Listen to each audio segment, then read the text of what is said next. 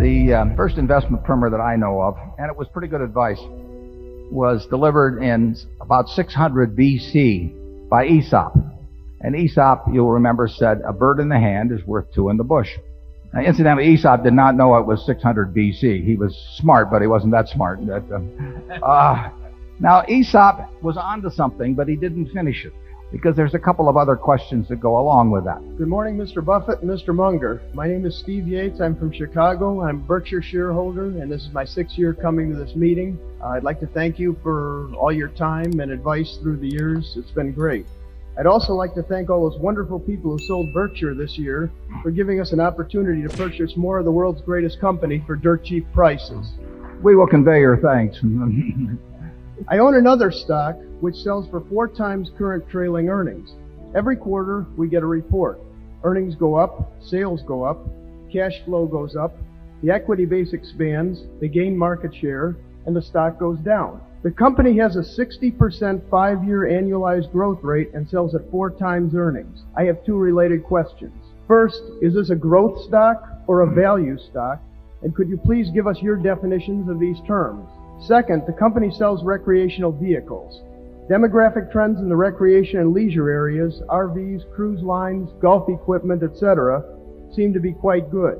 Do you see any opportunities for Berkshire here? Thanks. Well, the question about growth and value we've addressed in past annual reports, but they are not 2 distinct categories of business. Every business is worth the present. If you knew what it was going to be able to disgorge in cash between now and Judgment Day, you could come to a precise figure as to what it is worth today.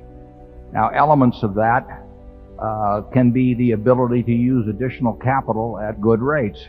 And most growth companies that are characterized as growth companies, have that as a characteristic.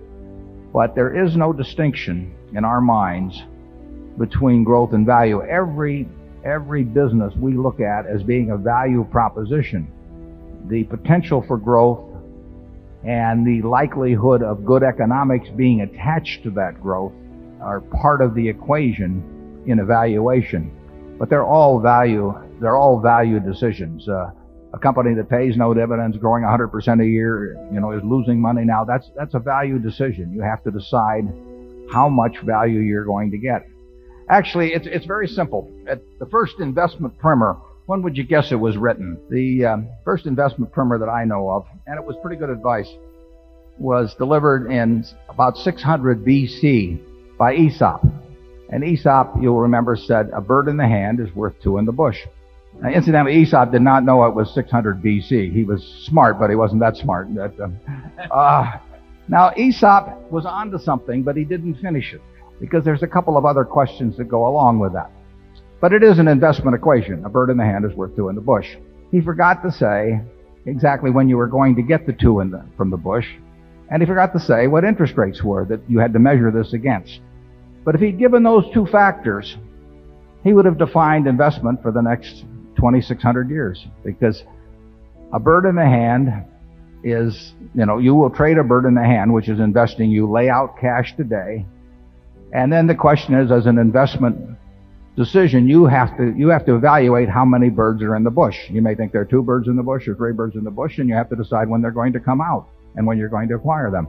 Now, if interest rates are 5%, and you're going to get 2 birds from the bush in 5 years, we'll say, versus 1 now, 2 birds in the bush are much better than a bird in the hand now. So you want to trade your bird in the hand and say, "I'll take 2 birds in the bush," because if you're going to get them in 5 years, that's roughly 14% compounded annually, and interest rates are only 5%. But if interest rates were 20%, you would decline to take 2 birds in the bush 5 years from now. You would say, "That's not good enough, because at 20%, if I just keep this bird in my hand and compound it, I'll have more birds than 2 birds in the bush in 5 years." Now, what's all that got to do with growth? Well, usually growth people associate with a lot more birds in the bush, but you still have to decide when you're going to get them. And you have to measure that against interest rates, and you have to measure it against other bushes and other equations.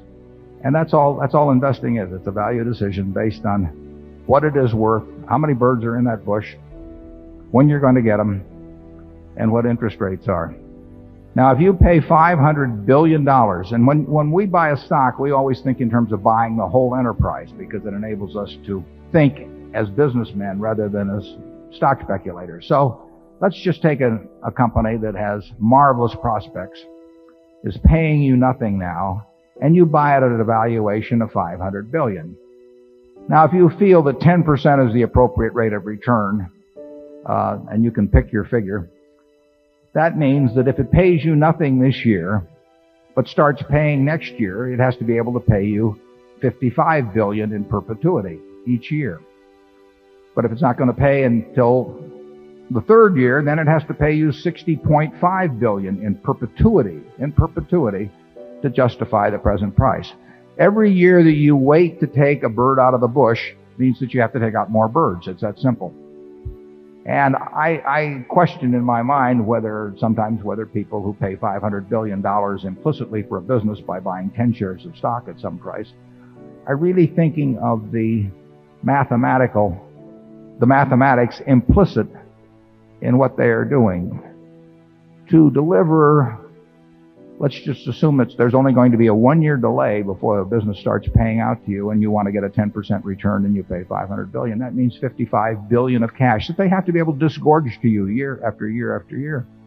To do that, they have to make perhaps $80 billion or close to it pre-tax. Now, you might look around at the universe of businesses in this world and see how many are earning $80 billion pre-tax, or 70, or 60, or 50, or 40, or 30, and you won't find any. So it requires a rather extraordinary change in profitability to give you enough birds out of that particular bush to make it worthwhile to give up the one that you have in your hand. Second part of your question about whether we'd be willing to buy a wonderful business at 4 times earnings, I think I could get even Charlie interested in that. But let's hear it from Charlie. I'd like to know what that is.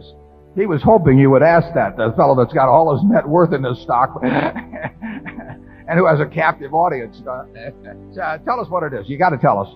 We're begging you. You want the name of the company? We want the name of the company. We're dying to get the name. Wait till I get my pencil out. Okay. It's called National RV, and it's based in California, and they sell recreational vehicles. Okay, well, you've got a crowd of people who have birds in the hand, and we will see what they do in terms of National RV. Charlie, do you have anything further on growth and value, et cetera? Watch him carefully, folks. Well, I agree that all intelligent investing is value investing. You have to acquire more than you really pay for, and that's a value judgment. But you can look for more than you're paying for in a lot of different ways. You can use filters to sift the investment universe.